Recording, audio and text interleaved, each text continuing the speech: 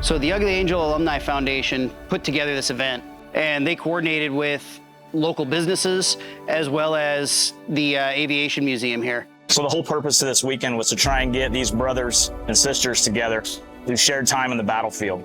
You got 3 generations of one squadron. It was really cool to see the experience being passed down. Our squadron is really big on teaching people and hearing the stories of the people that came before us and being able to be in the shoes that they were in, be able to stand where they stood. The older you get, the more you remember the good times, the people you miss the most. That's why this 3-generation reunion is so important. I love being around the young guys. Why? I love these guys. You're me 50, 60 years ago. It's some of those things where you don't even realize what you're missing from the past until you make that connection with the people who were there. Being able to swap those stories is not something you can get from reading a book. It's being able to sit down with Marines from the same MOS, from different generations, and hear their stories firsthand. Getting there and talking with all of those people really allowed me to understand the heritage of the squadron and where it came from. You know, to talk to people who really experienced tougher times.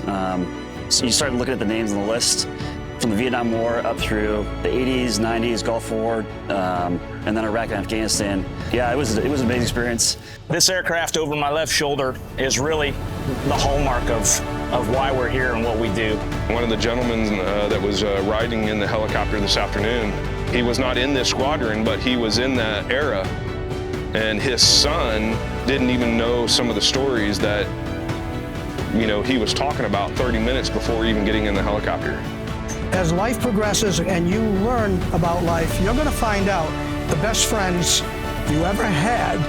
You develop this yearning that goes on to reunite. I wouldn't be here without you guys. I wouldn't have flown as much as I did. I wouldn't have cared as much as I did about these aircraft. And it's not for the planes, it's for the people. Some things that you do have to be about building a culture. And the Marines are nothing if not all about culture. We're a war-fighting culture, but we're also a brotherhood.